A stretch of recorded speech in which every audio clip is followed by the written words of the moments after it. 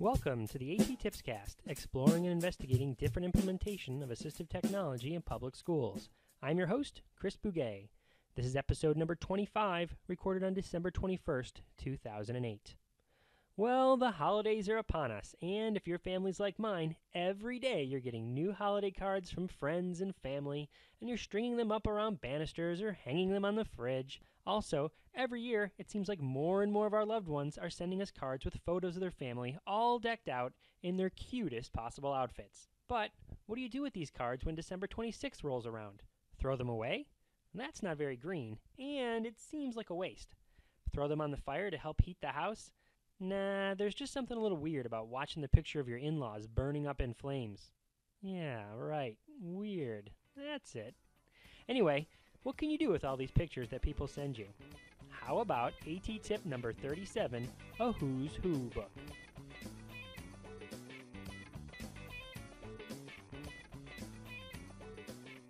A Who's Who book can be created for any one environment, like school or home, or the book could be created for all environments combined. Here's how it works.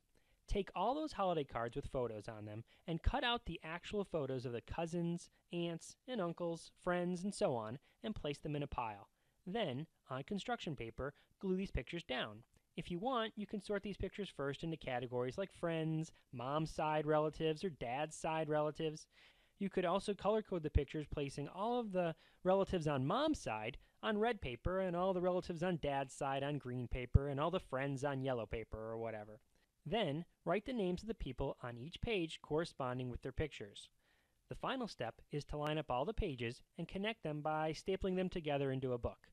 Whenever possible, you can read the book together, telling stories about the individuals in the book to further the understanding of who each person is and why the student and family as a whole care about who those people are in the book. In the end, the book will be even more meaningful if the student works to create the book with you. So, if you can invite the student to help with this entire project, that would be awesome. Students can cut, glue, sort, write, type, and otherwise decorate the book to their liking. Educators could ask for these photos from the family in order to do this activity at school, or families can do it themselves at home. In school, students can share their books with one another and other educators, talking about the pictures and their relationships. Another use of a Who's Who book, although you probably won't be getting holiday photo cards from these individuals, but you could use it as a transition tool. When a student is about to leave to go to a new environment, a book could be created with pictures of all the new people they will see in their new environment. Pictures of the new secretaries, assistants, related service staff, teachers, and so on can be placed in a book and reviewed repeatedly before the transition takes place, and then again after the transition takes place. The book could contain pictures made solely of people in the new environment, or, if it would help, pictures of the former and future individuals all placed on the same page. For example, on the occupational therapist page, you might have a picture of Mrs. Flanagan, the former OT, and a picture of Mrs. Yale, the new OT, with a line that reads something like, Mrs. Flanagan was my occupational therapist this year, but Mrs. Yale will be my occupational therapist next year. Now, there are some digital tools that will help you make a Who's Who book or other homemade books, but I'm going to save those for a future episode. Hey, give me that back! He's talking about the photo album feature in PowerPoint. Don't wait. Look it up now. The photo album feature in PowerPoint. What are you doing? You can't just wrestle the microphone out of my hands like that whenever you want. Come on now. It's Christmas. Be polite. As I was saying before I was so rudely interrupted, Photo album feature in PowerPoint. Look it up now. It's so cool. There are digital means of creating photo albums, but I'll talk about those in a future episode. Finally, one last idea to share. Here's a cool use for all those cards you receive that don't have pictures.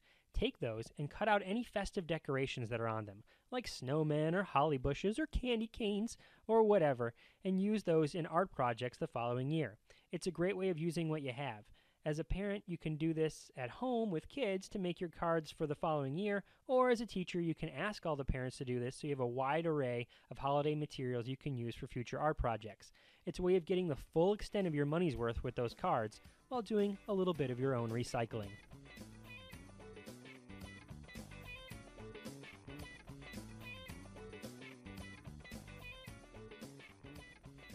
The National At-Risk Education Network, or NARIN, is holding their 2009 National Conference on February 17th through the 19th in Panama City, Florida. And guess who's presenting? It's me and a colleague, and we'll be presenting a breakout session on the afternoon of the 17th titled Chew the Fat, Policies and How-Tos in Assistive Technology.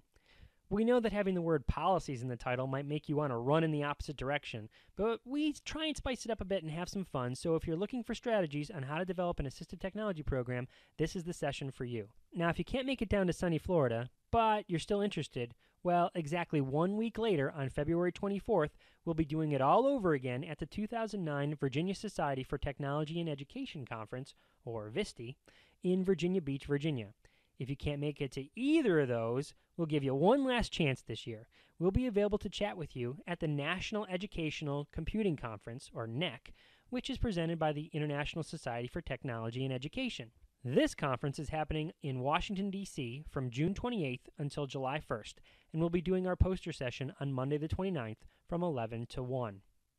So, hopefully, I'll get to see you at one of those conferences. I'll have links up to each of those conferences up at the blog site, A.T.TIPSCAST.wordpress.com. But if I don't get to meet you at any of those conferences, remember you can still check out the A.T. Tippers group on Facebook and Classroom 2.0, where you can get updates about the A.T.TIPSCAST as well as meet other listeners to the show. Also, I'd love to get any feedback about the show, so if you have any comments, suggestions, opinions, advice, or whatever, I'd love to hear from you. I strongly encourage you to send me an email at attipscast@gmail.com. Until next time, may all your interventions be inclusive, and may all your strategies be supportive.